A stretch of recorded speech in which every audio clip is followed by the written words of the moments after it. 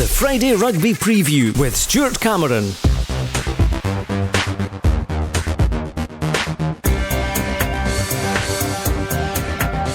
Hello and welcome to the final Friday rugby preview of the year, looking at the Borders clubs in action tomorrow. Robin Purdy's here as usual, and let's dive straight in with last weekend's results. And just 4 of the 6 games in the Premiership took place due to the weather. Edinburgh Accies 10, Heriot's 45. That's an interesting one to start with. Heriot's obviously in top form with big wins over Melrose and now Edinburgh Accies as well. Yeah, they're just purring a bit at the moment, Stuart. Heriot's, and they've crept up on air as well. It's going to be interesting at the top now because there's only 1 point in it after Ayr didn't pick up the full quota at the weekend there. So yeah, Heriot's in absolutely fine form at the moment, and Accies very much the opposite. Accies in a dogfight now. They're cut adrift a wee bit in 4th from bottom position, and Kelso now are only a couple of points behind them. So yeah, Accies need to find some form from somewhere. All the talk has been about Ayr, let's face it, and I think when Heriot's lost at Watsonians, a lot of people kind of said, well, that's the writing on the wall. But they have, got these big results. I mean, huge win over Melrose, a comprehensive win over Edinburgh Accies. And of course, the week before that, they stuttered a little bit, winning at Kelso, but only by 7 points.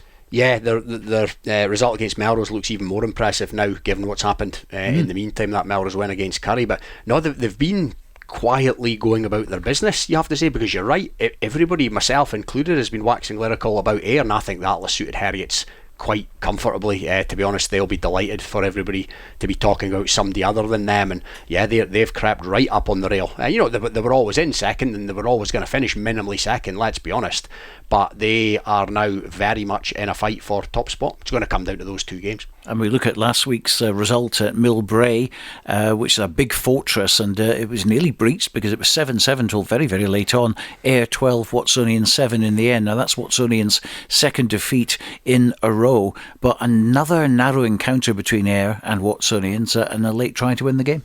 Yeah, it's a Super Series. It's a Super Series fixture, and Watsonians gave them a fright earlier in the season. I think potentially what's happened down there is the weather was a lever. I believe it was particularly nasty in the southwest there. So yeah, good result for Watsonians on the face of it. But I think Ayr will be pretty pleased that they've dogged that out at the end, showed a bit of character there, and at the end of the day, they still sit top of the pile. Watsonians, of course, have lost 5 games, 2 of which against Kelso, and yet they've really given Ayr a fright twice. Oh yeah, it just goes to show, they've lost. They've given Ayr a fright on both occasions, and yet they've lost to Kelso a couple of times. So that's quite bizarre in itself. But yeah, Watsonians now in a scrap for 3rd with Currie, and you never know. Looking at the table, they're only 6 points in front of Melrose now as well. So Melrose actually did Watsonians a favour at the weekend there by beating Currie.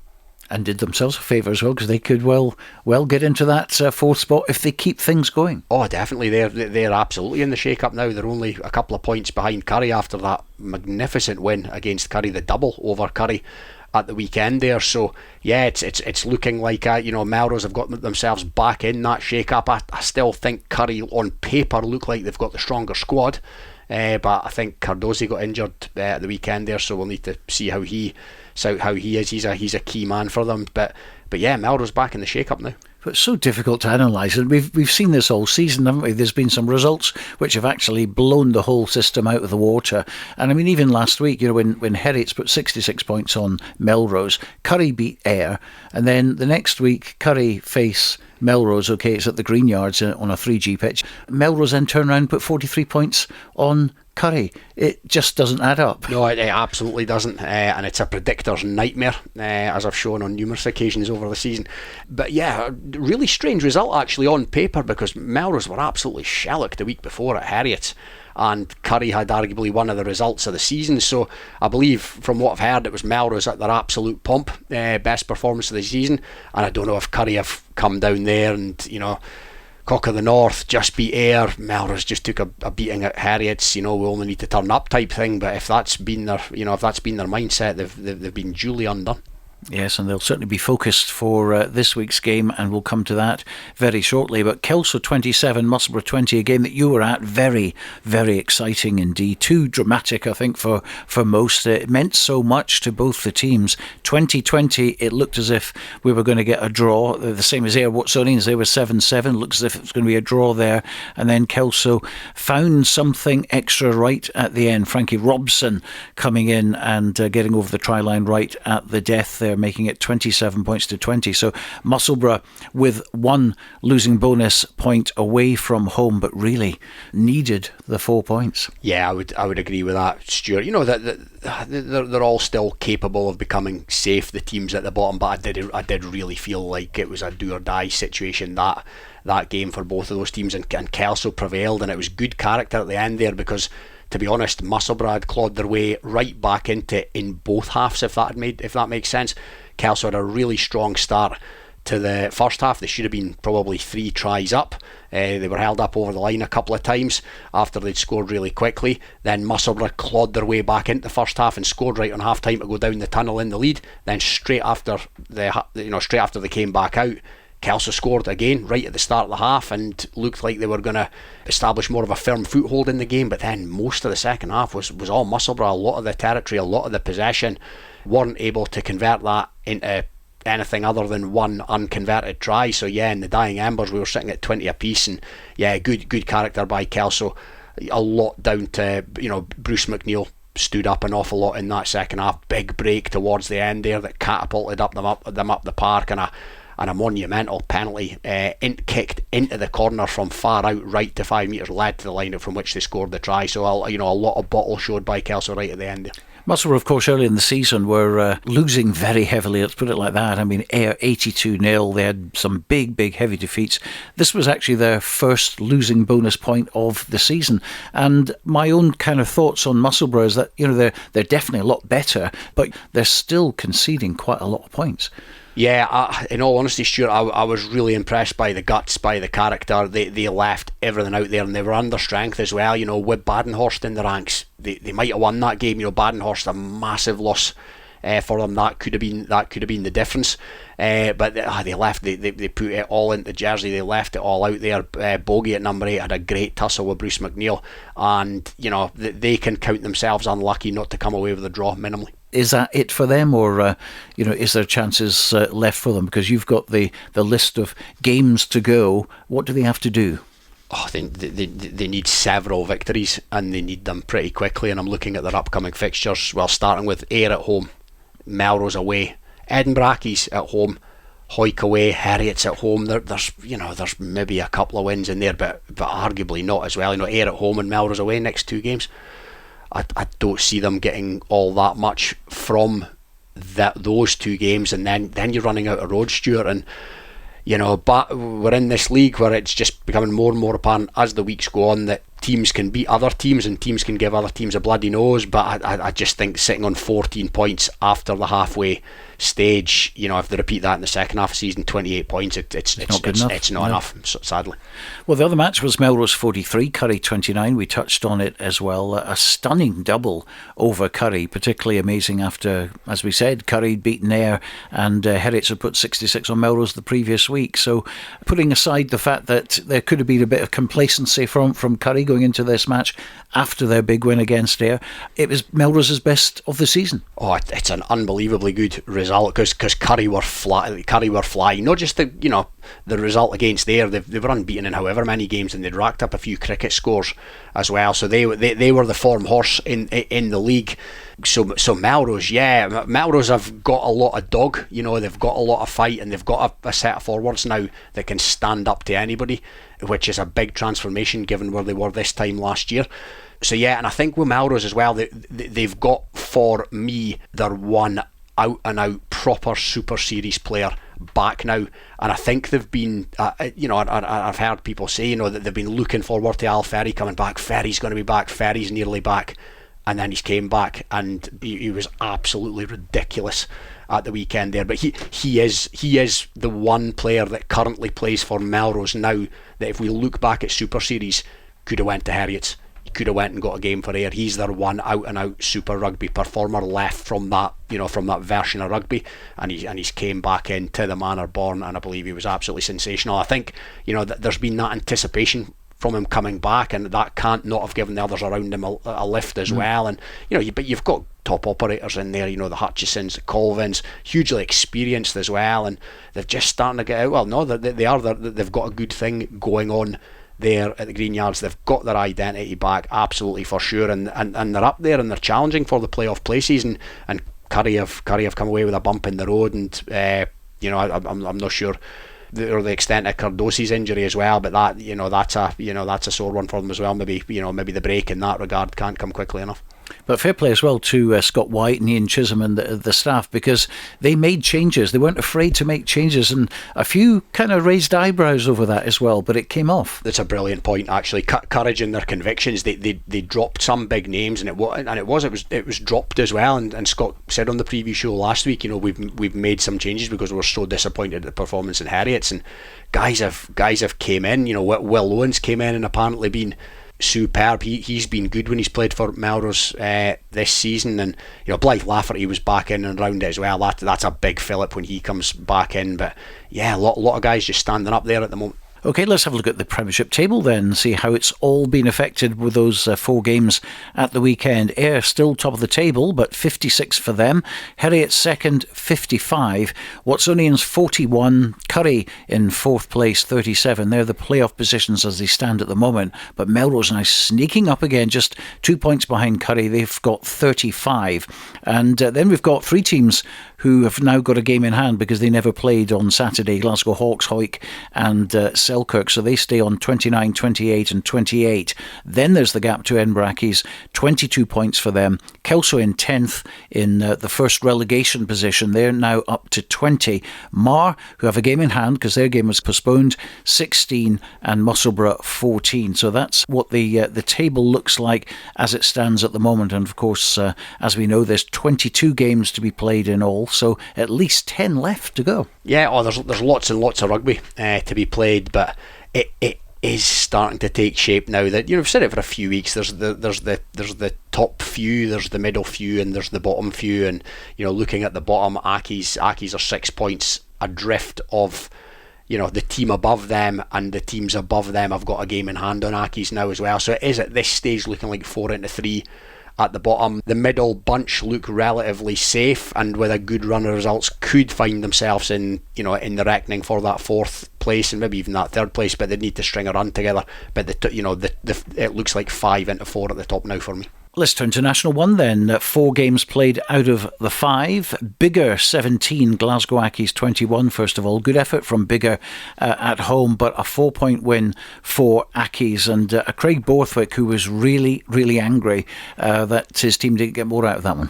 Yeah, he was very, very honest in his comments after the game on Saturday, and it sounds like they've given Glasgow Accies a good run there. But that's it's a good result for Accies as well, because in a December day like it was last Saturday, anybody going to Biggar's going to find it difficult, and Accies have toughed that one out, so fair play to them there, and they remain just about on Stirling's coattails in 3rd position, comfortably in 3rd position. Gala 43, Dundee 7. Dundee bottom of the table, well adrift, 10 points behind now.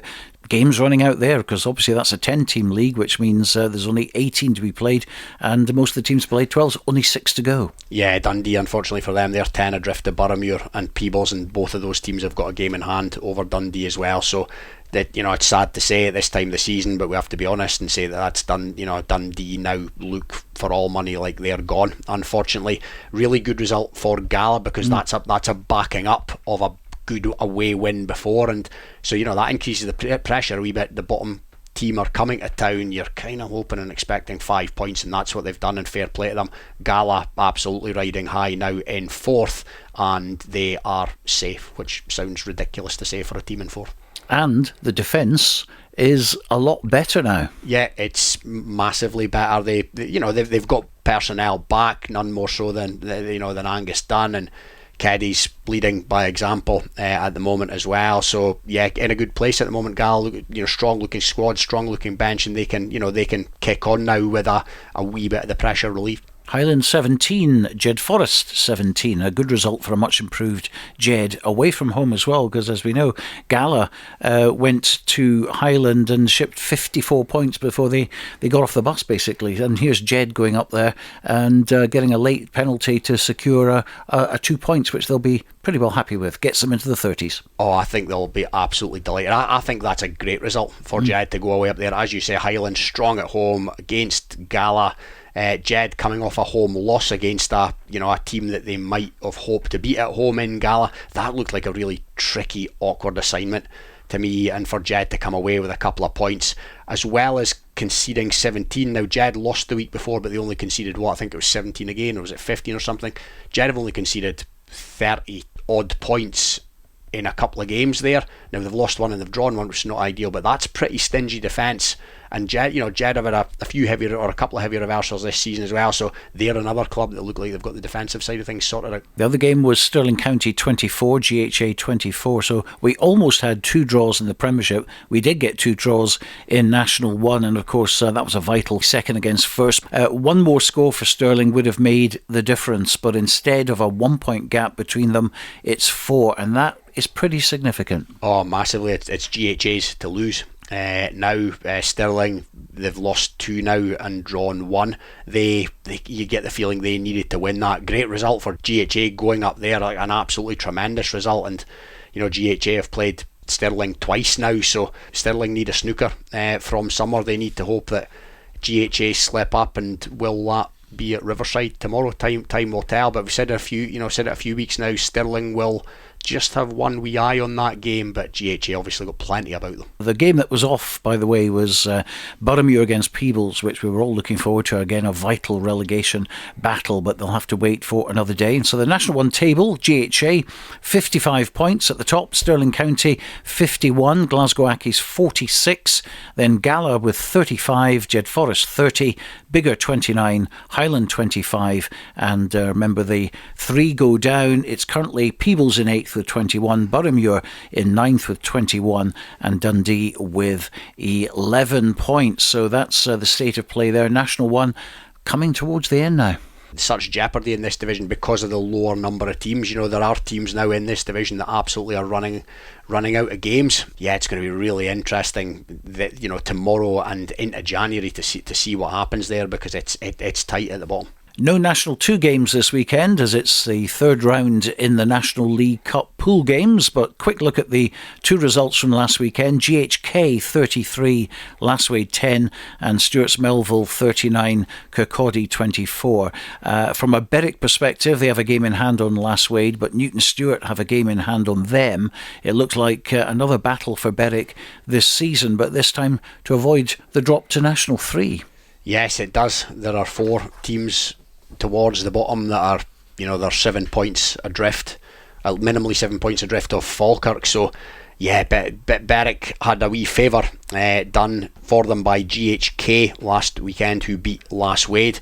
But yeah, next up for Berwick is Lasswade. That'll be into the new year, and that has got the makings of a monumental tussle. Well, tomorrow it's the last Saturday of the year in the leagues before there's a break of 4 weeks until we start again on January the 11th. But for any team, I think, to have 4 weeks off, it really is a bit of a challenge, certainly to the coaches, to manage it all logistically. And of course, we're talking about a completely different set of conditions now. We've had a fairly good run right up to Christmas with good firm pitches. Now, for the rest of it, it's going to be pretty boggy. Yes, you fancy that is going to be the case into tomorrow into January and February, and yeah, some of the bigger, heavier packs will come to the fore, and the Ayers, the Heriots, Currie for sure, Melrose, Watsonians. That you get a sense that it kind of plays into their hands with our heavier forwards. So yeah, but it's like that. It's like that every year. But yeah, it's interesting what you say about the break coming after tomorrow. There's some teams that you just feel they've not played that much rugby recently because of autumn internationals and weather cancellations. Selkirk don't seem to have played all that much rugby recently.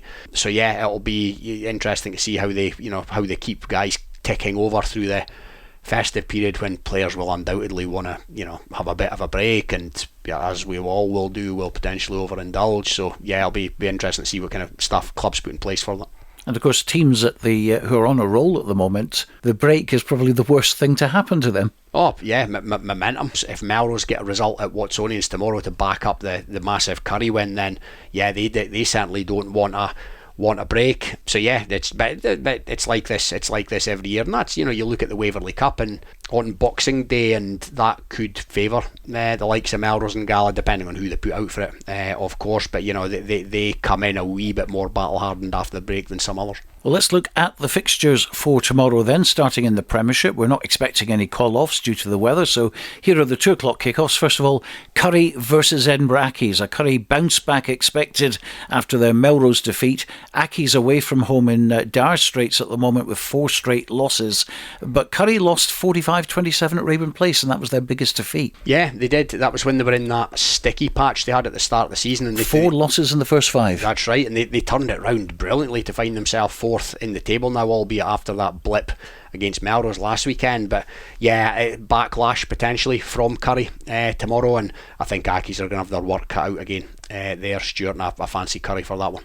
Glasgow Hawks versus Marr. Hawks with the better form, of course, but Marr with a game in hand and desperate, and you never write off a desperate team. No, they're fighting for their life. They are right in the mix of it at the bottom. Tough place to go, Glasgow Hawks tomorrow. Hawks got a draw down at Marr in the reverse fixture early in the season. Marr, they've got Blair Jardine back. That's massive for them in recent weeks, and they seem to be doing okay from the draft as well. It does seem to look like the clubs in the west do seem to get a bit more from Glasgow than the clubs in the east do from Edinburgh.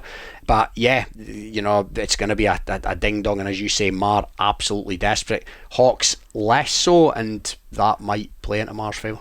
Heriot versus Hawick, the last border team the Nails played, was a tight affair against Kelso, but since then they've put 66 on Melrose, 45 on Edinburgh Accies. Let's hear from Hawick head coach Graeme Hogg. Saturday sees us make the trip up to Goldenacre to play Heriot, a fixture that's historically always been really good between the two sides. And we're really looking forward to getting back on the field, obviously after our game being postponed last weekend. We felt like Heriot in round 1 at Mansfield Park taught us a lesson in certain aspects of our game. I think if you look in that first 10 minutes back then, their attacking game really ripped us open, so that's something that we've been looking at this week. Obviously they've done that to a fair few teams over the last few weeks as well, so defensively we certainly need to be on our mettle and ready to go. Heriots are a team I really like watching. I was fortunate enough to be coached by Bob McKillop a long time ago, and when you've got coaches like Stuart Edwards and John Hardy there, you can see their stuff coming out in their team. So it's going to be a massive challenge for us come Saturday, but something that we're certainly looking forward to.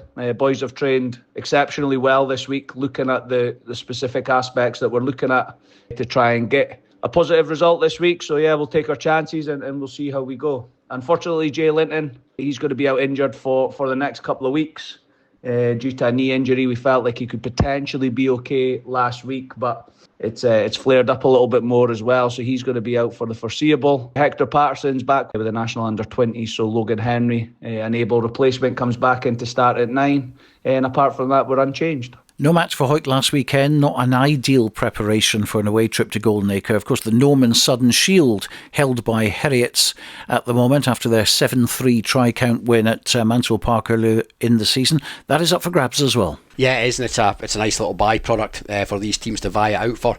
Jay Linton, you can't dress it up and say anything other than Jay Linton being out is a massive blow, and Hector Paterson not being in the squad in some capacity is a blow as well. And it's a tough assignment, Stuart. It's the second toughest assignment in Scottish club rugby for me at the moment. But Hawick have got plenty dog. They've got a bit to play for as well. So yeah, Hawick will give it their all as they always do. But I have to be honest, Stuart, and say I fancy Heriots to come away with it. Musselburgh versus Ayr, the first 3 o'clock kick-off, 82-0 last time. This is a better Musselburgh side now, no question about that. They're at home as well. Trying to look as positive from a Musselburgh perspective as you can, but it has to be an Ayr backlash. I think so. I think Ayr will have too much. I don't see it being 82-0 or a scoreline of that nature. I seen plenty of fight in Musselburgh down at Kelso last weekend, but it's the very definition of the table doesn't lie. The team at the top versus the team at the bottom, and this is rugby as well. It's not football. You're less likely to see a an upset. So yeah, I can't see anything other than 5 points for Ayr tomorrow, but I would expect Musselburgh to absolutely throw the kitchen sink at them like they did against Kelso last weekend. Selkirk versus Kelso, huge derby. Selkirk's narrow win at home against Marr 2 weeks ago gave them 4 vital points, but if Kelso can turn them over, they could get potentially within 3 points of Selkirk, and they're on a 3-game in a row win ratio if they can get over the line tomorrow. We hear from both sides in this one. Director of Rugby at Kelso, Neil Hinnigan, and first Selkirk head coach Sesh Henderson. The starting team for this week just remains the same as last week. Pretty disappointing the game was off, but nothing much you can do about the weather. Pretty wet through in Glasgow. So this week, same team, and another big border battle for us to get points. Kelso, really good result last week. Last minute try to get them over the line against Musselburgh. So for us, it's just about making sure that we just stick to our processes in our attack and defence, work really hard off the ball, and just try and put a massive performance in just before the break. The boys are buzzing just to get back playing again. They don't want to miss any games, so look, we're fresh, we're ready to go, and it's just about going on that track and just again putting a big 80 minutes in, and hopefully we come away with the points, because it's all to play for. But you know what it's like, the mindset in these border battles. It's who gets upper hand, who wants it the most, usually gets over the line. But we'll be up for the fight. The boys are buzzing for it, and we can't wait to get along to Saturday. Back to border derby this weekend up at Philip Hawk against Selkirk. Coming off the back of 2 wins, our confidence is up a little bit more, and if we can keep that going, hopefully we can get some points up there to try and get us out the bottom 3. Unfortunately, Bruce McNeil's unavailable. He's away for 3 weeks in Australia, and Alex Orr picked up an injury last week. Jack Carson's away with under 20s. Wish him all the best with that. Isaac Coates and Nairn Moncrief are also away. Nairn with the under 23s. Emerging Scotland team, Isaac's also with the 20s. So fair bit of change to the team. Ewan Thompson comes in from Berwick, who don't have a game this week, so that's timely for us, and a big thank you to Berwick for that as well, with the partnership with everything working well again. Have Angus McGregor covering the back row, with Angus Millen coming out of the bench, who is only 18 as well. He's just up from the Harlequins this year, so great to see him get an opportunity as well, hopefully from the bench. Liam Herdman returns at 10, and Hamish Tweedy is back from Australia. He arrived back a couple of weeks ago and has been training really well. So with Nairn being away, he gets an opportunity on the wing for his first start of the season also. So you'll be at this one. Selkirk took the bragging rights at Poynter Park for the 2nd year running. Can they do the double on Kelso?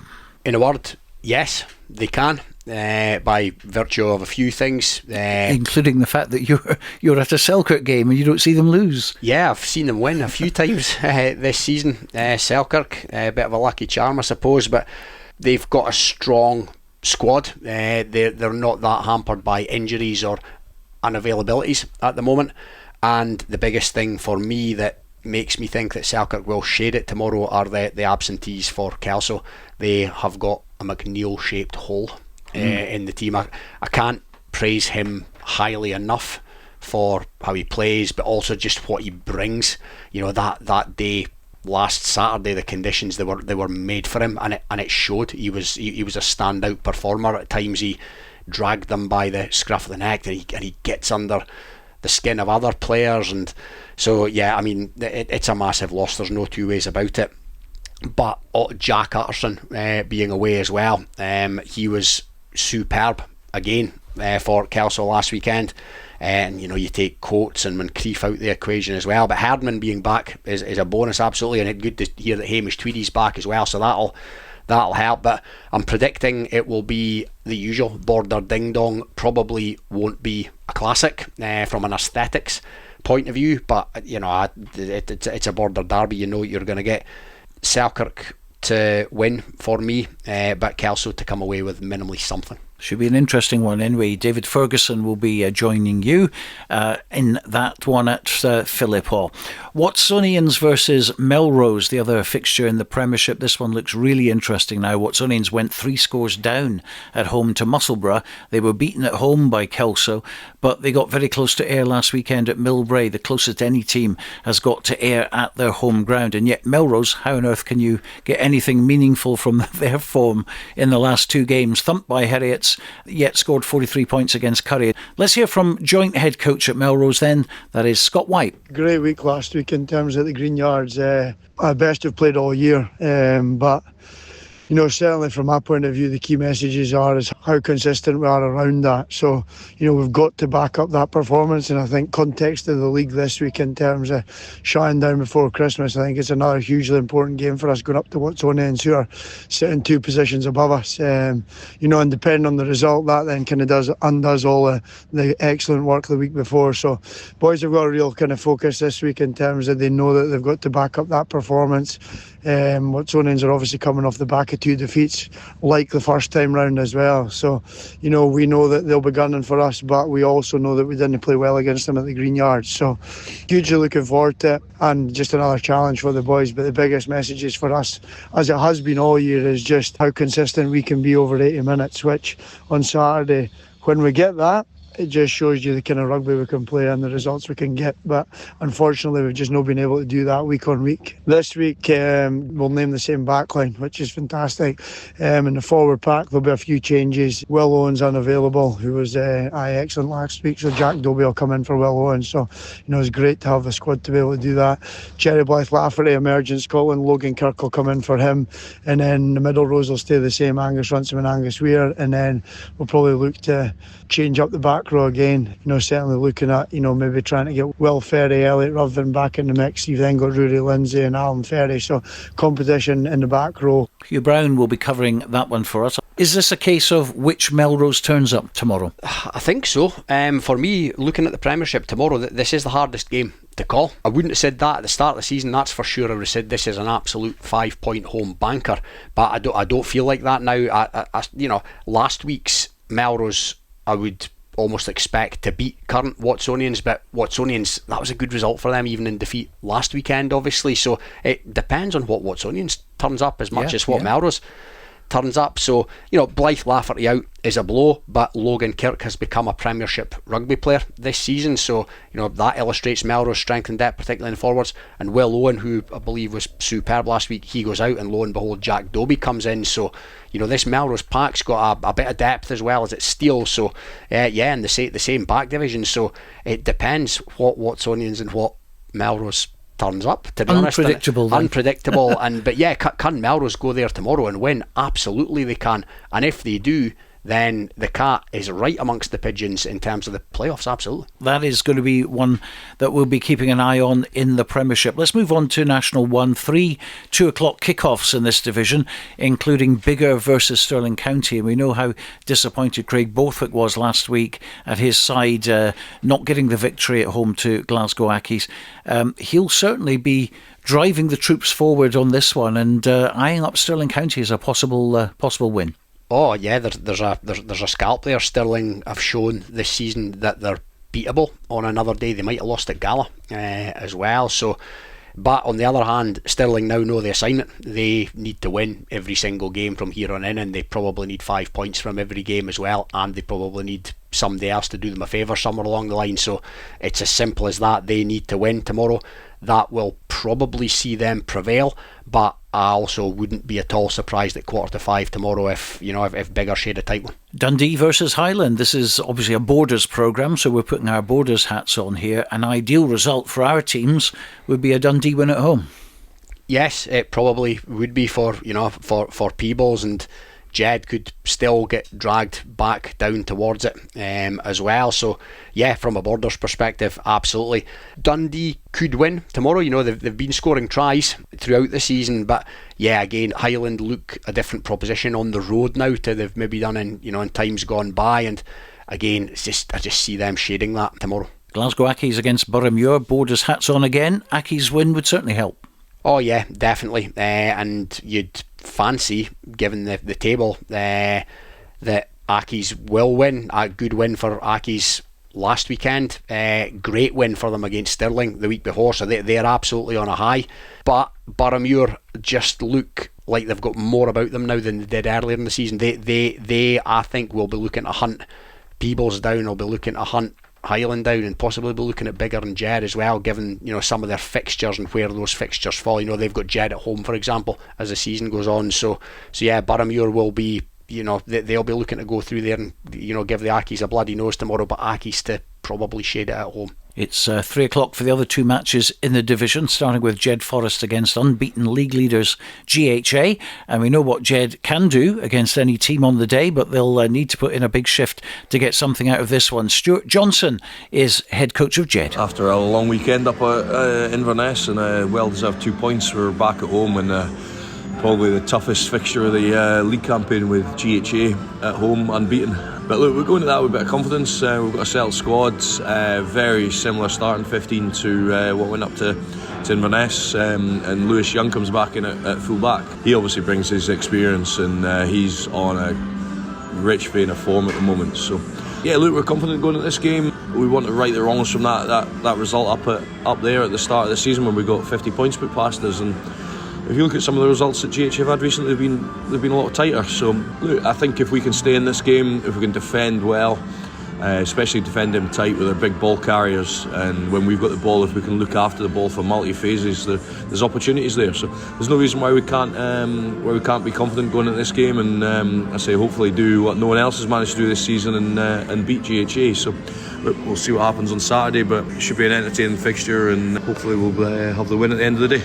Well, what about that for a musical accompaniment and some festive cheer from Stuart Johnson? Where do you think he was this week? It's hard to tell. I don't know. We need to know, don't we? It could be disco, it could be a supermarket, it could be his car. I don't know, but yeah, looking at the game tomorrow, free hit for Jed. It'll be a Christmas feeling down there at Jed tomorrow. Hopefully they'll get a big crowd. GHA, it is a potential banana skin for them if we're looking at what Jed did to Glasgow Accies.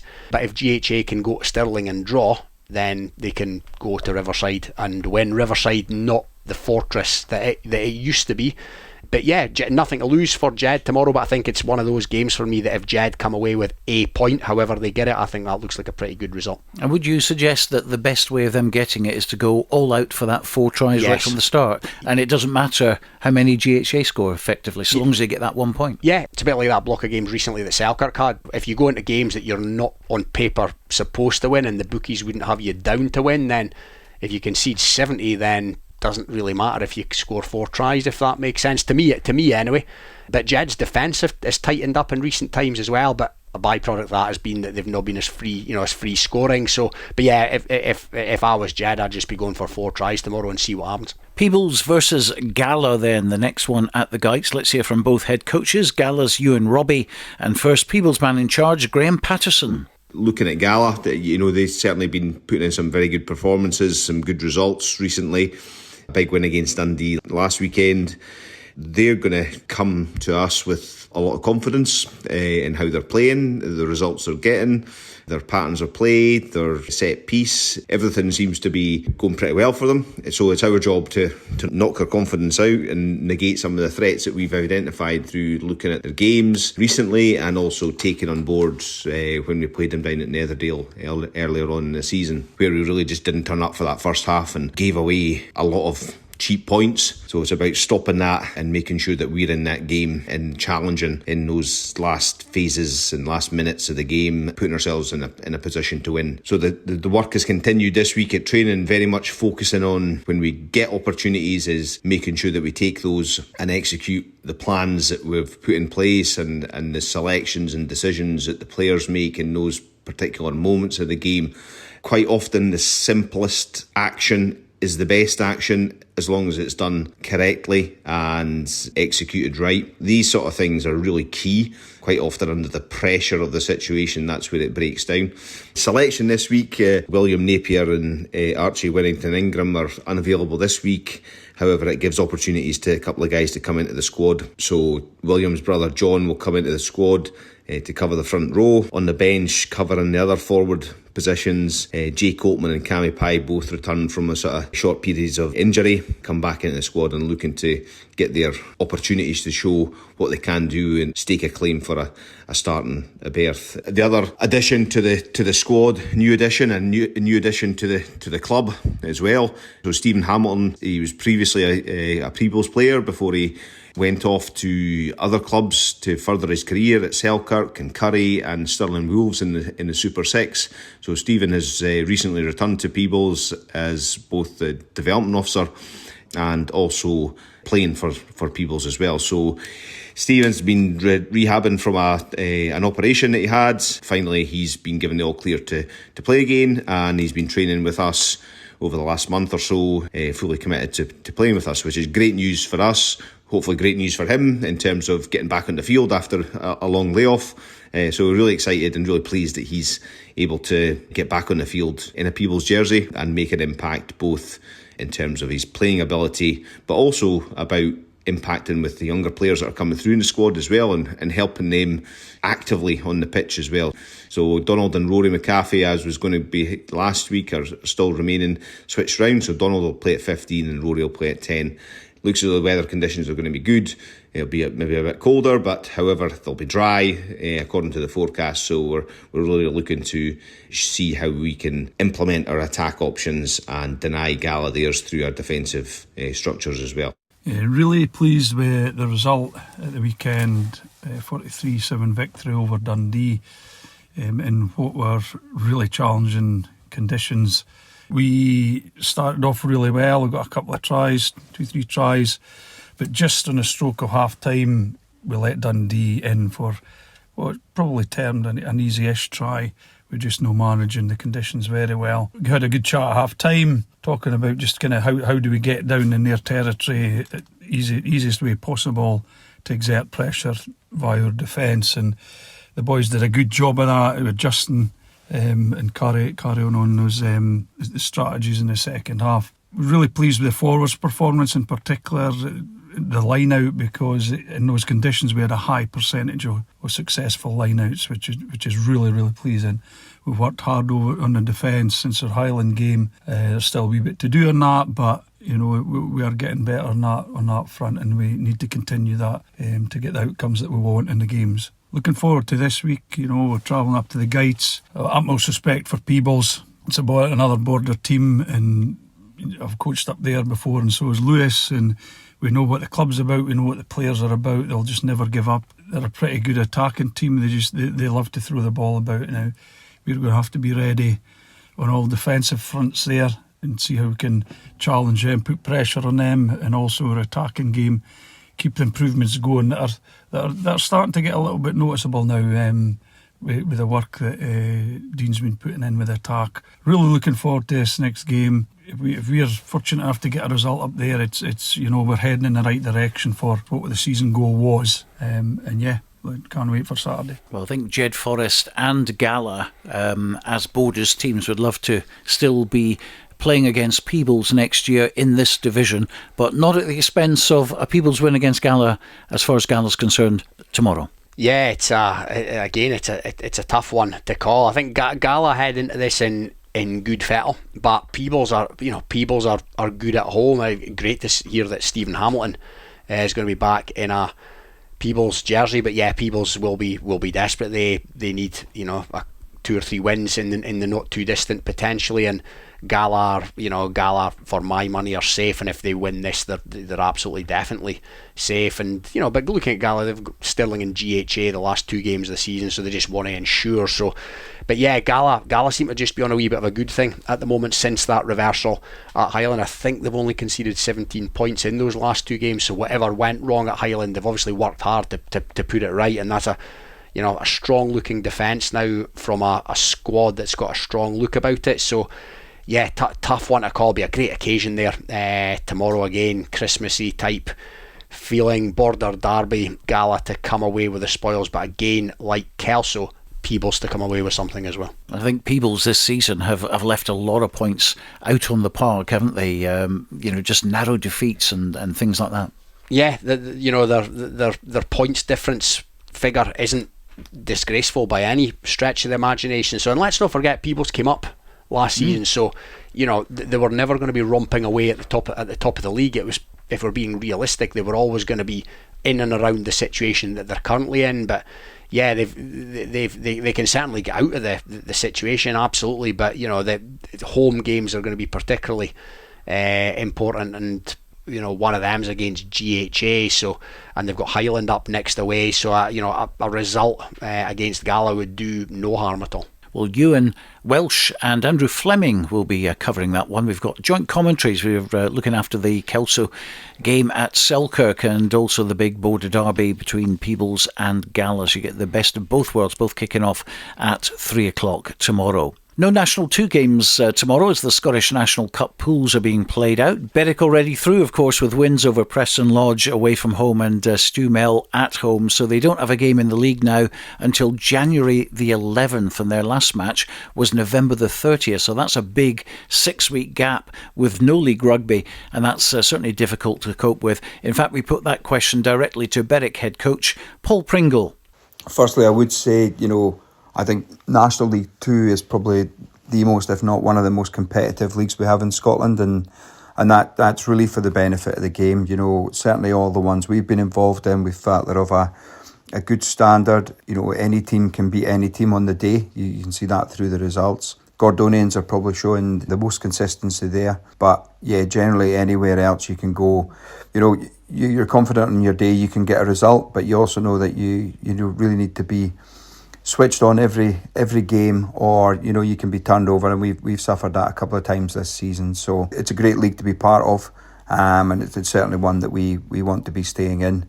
A little bit of a frustration, so by the time we play our next league game now, that'll be 9 weeks, I think, since we played Kirkcaldy. So that's one competitive fixture in that period. Now, that's really, really difficult as coaches to kind of, keep guys coming along to training, just to keep interested and also keep their own personal levels of fitness up. So, obviously some of that's where we've succumbed to the weather, and some of it is just the way the fixtures are, and given it's a smaller league this year, creating less fixtures. But yeah, it's definitely a frustration. I mean, we're fortunate in some ways, as part of coaching staff, Ali Grieve does a great job organising different things for the lads to just keep mixing it up and make sure that they're coming along. Fitness is a priority, but for me, we also need to remember that we need to keep these guys interested. So we're certainly looking at changing things up over the festive period with, some sports centre sessions and things like that, just to keep the level of interest there.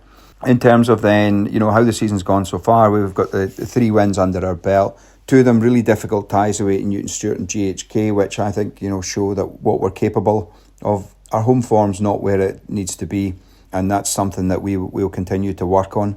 For me, some of the big performers, so James Thompson, coming back, I think he's had 10 tries so far this season. The impact he has on the pitch, is mirrored within the coaching staff. So James is assistant coach, young coach with loads of great ideas. The lads react well to him. It's a massive help to me in just challenging lads to think differently and just shake things up. So I've been very, very pleased with the coaching staff appointments, with James, and then also with Gareth Hill, Ali, and also we have obviously David Eagle in with the 2s.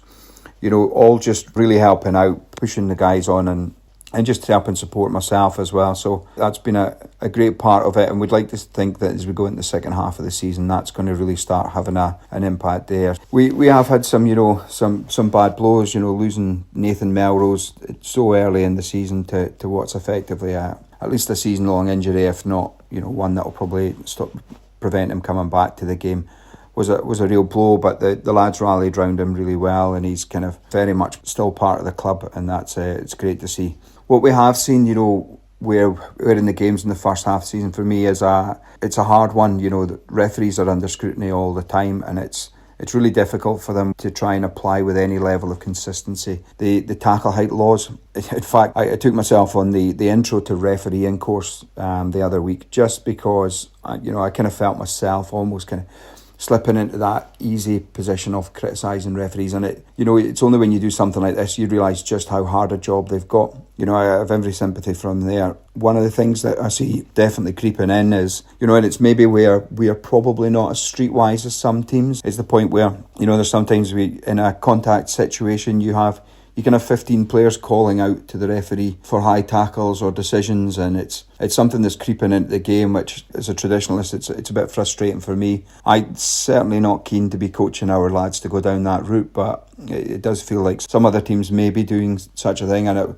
would be great just to see some of the emphasis that we're placing on certain aspects of the game and its values, that we actually then go back to just reinforcing that, it's chat through the captain, which is the way we coach it, and just stop the kind of the general white noise that the referees are having to put up with. So that's something I would like to see come out, but we need to address our discipline as well and just make sure that we're not giving the daft penalties away. For me, one of the biggest successes that we've seen, and it's not something you usually see, from the outside, but our twos have been up and running since the start of the season, which they had dropped away over the last couple of years. They're in a very competitive, Candy League 2 in Northumberland. They're sitting third at the moment, challenging for promotion. Good numbers every week, 20 plus. And it's also, they're creating lads that are really stepping up, and when they're coming into the ones, they're actually making a huge impact. We see Callum Sim, young 18 already. He's in there, he's kind of establishing himself. Rafa Kraminski, Cam Wells when he came in. Ben Nicholson's had great time down in the twos and then back up to the ones. So that's a massive advantage as coaching staff, they having the ability to use that just to rebuild guys' confidence, etc. So that to me has been a massive success of the club. And it's just a case of now, seeing all that to come together in the second half of the season. And we'd really like to hope that we can push on and just keep our place in this competitive league and then build for the future. The East League Roundup with Ewen Welsh. Hello and welcome to this week's edition of the East League Roundup. With 4 of our local sides in competitive action and plenty to play for, it's shaping up to be an exciting weekend of rugby. Starting in East League 1, in second place Langham are fresh off a hard-fought 31-27 victory over Ross High last week. They'll be aiming to maintain their title challenge as they host Portobello this Saturday. Langham have been in fine form and will be looking to keep the pressure on league leaders Broughton, who dropped points last weekend. Here's Langham's Craig Hislop with more on their preparations. This weekend we welcome Portobello down to Milton, who managed to defeat us up at their home patch earlier in the season. Story of that game earlier in the season, basically we went up there and had been defeated by 60 points the previous week, so mindset was it was going to be an easy victory. So we're mindful of that as the turn was over up there, so we're hoping to get one back in them when they come down our patch. Last week we managed to beat Ross High, final play of the game, which has been one of our strongest things about our game at the minute, if I'm honest. Managing to pull things out of the bag when it's really up against us. Squad wise, missing a few forwards still. Josh Duffy still out with a hand injury, and Callum Henderson in the back row still having issues with his shoulder, so it'll be a big miss, as well as our half-backs. Rudy Forbes is having to concentrate on his studying, and stand-off Billy Donaldson's hurt his shoulder in the gym this week. So be a new set of half-backs for us, with Jamie Gormley scrum half and Ben Jardine moving for centre into stand-off. I'm sure the lads will get up to it. As I say, at home we're pretty strong and we managed to win everyone bar one at home, so here's hoping. Moving to East League 2, Hawick Harlequins are back on the road after their match against Pennycook was postponed just before kick-off last weekend due to the ground conditions. They face Leith in an important fixture, with the Quins sitting 4th in the table but holding viable games in hand over the teams above them. In fact, a few wins could see them jump into second spot, and Captain Liam Graeme shares his thoughts ahead of this weekend's match. Turn our attention to Leith this week. An away game kind of puts us at a disadvantage. I think we got a number of players who are unfortunately going to be unable to play, but hopefully we manage to get a team together that can really put a good performance in against a strong Leith team. We know they'll have a few players back after their performance test when they came down about a month or two ago. We're expecting a really tough physical game again, and hopefully we can come away with some points on the board and hopefully try and keep us in the top 3 for over Christmas time. It's been a decent start to the season for us, really. A couple of disappointing results coming. That first game of the season against Pennycook, where we were nowhere near our best, and we've kind of shown that for the rest of the season. We've been a real physical threat to most teams, I think. It kind of shows in our results. Getting the most out of home victories, especially for us, has been the big key. And hoping this second half of the season we can really kick on and hopefully get that second place in the league, and that's our target. And hopefully with the backing of most of our players being available after Christmas, we can really kick on and solidify that second place. Finally in East League 3, Elston look to continue their perfect season as they host Duns in what promises to be a thrilling double-header. Alongside the league clash, the two sides will also contest a rearranged East Bowl fixture. Edinburgh remain top of the East League 3 table with 6 wins from 6 and will look to keep their unbeaten run intact. From the Edinburgh camp, we can hear from head coach Cammy Hill. Last weekend we travelled to Inverleith for another league fixture, coming away with a convincing 41 points to 7 win. Overall great, another bonus point. It keeps us at the top of the league, but not a great performance overall. A slight change in squad from Hawick when we've lost a couple of players, bringing new players in, but that's not really an excuse. They should be up to speed by now with what we're doing. We just got a bit flat-footed. Inverleith were a very stuffy side, very narrow pitch, we couldn't get going, but another win, so we can't complain. Moving on to this week, it's a double header, Duns and the Bowl in the league, and obviously with our win at Glasgow a couple of weeks ago, a win of any sort against Duns this weekend takes us into the Bowl final for the second year in a row, which is really what we're aiming for. That's a massive step in the right direction for the club if we manage to get there 2 years in a row, and obviously the points all count towards our league tally as well, so big game this weekend. Squad wise this weekend, there'll be a few changes from last weekend as we picked up another couple of injuries, but also there's a few guys that are due to come back, so the squad depth's really shown again this season. We're never weakening when we're bringing anyone in, and it's always good quality we're getting all the players that are coming in, so here's hoping for another good weekend at the Hogg. It's with great sadness that we note the withdrawal of Gala from East League 3 for the remainder of the season. The club has cited player availability issues, largely due to injuries and work commitments, as the primary reason for this decision. However, they have assured supporters that they remain financially secure and plan to focus on friendlies and a full schedule of sevens. It is disappointing to lose such a historic club from the league, and we hope to see them back to full strength soon. As a result of this withdrawal, Dundee were left without a fixture this weekend, but have swiftly arranged a friendly against Kelso Sharks, which will take place on Friday night, offering both teams a valuable chance to gain game time. That concludes this week's roundup, and as always, best wishes to the Borders teams in action. And a quick word from you, Robin, before we go about Gala pulling out of the Bowl and now the league.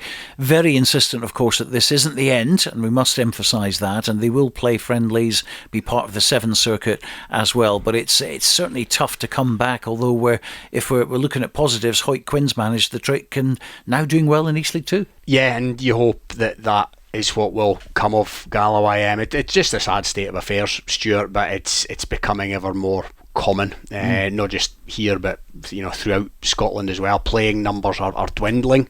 Of that there is no doubt. Kind of no matter what the union says, player numbers are down. And I think back to when I played and came up through Jed Thistle, and you looked at the junior clubs around the Borders, and there was 2 in Gala for a start. There was the Star and the YM. The YM would be putting out seconds as well, and there was 4 Hoyt junior teams, some of them putting out 3 teams almost at the time. So it's changed days. It's modern life, and it's just desperately sad to see, and I hope they can pull it back as well. Very difficult as well, because the players obviously want to play rugby, and the only way they can do that now is to go to other clubs in the area, presumably. But then if Gala do start up again next season, will they come back? Aye, it'll remain to be seen. But yeah, there'll be guys there that still want to play a game of rugby on a Saturday afternoon, and they will go, hopefully find a home.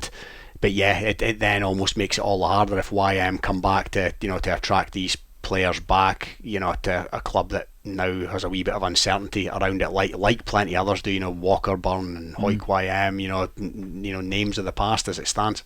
Well, that's it for this edition of the Friday Rugby Preview. We're on air at 2:30 tomorrow for commentary with Robin Purdy and David Ferguson at Selkirk v Kelso in the Premiership, and Ewan Welsh and Andrew Fleming at the National 1 crunch match between Peebles and Gala. And of course, this is the last programme of the year, so we wish you a Merry Christmas. We'll see you in 2025, and remember, you can listen to Rugby Radio at rugbyradio.co.uk and also from the homepage of bordersrugby.net. Also our Twitter feed at Borders Scores. That brings you the latest score updates, and of course we will be back on Boxing Day at 2:30 when we cover the traditional match at Netherdale. It's the Waverley Cup between Gala and Melrose. But for now, from Robin and myself, a very good night. The Friday Rugby Preview with Stuart Cameron.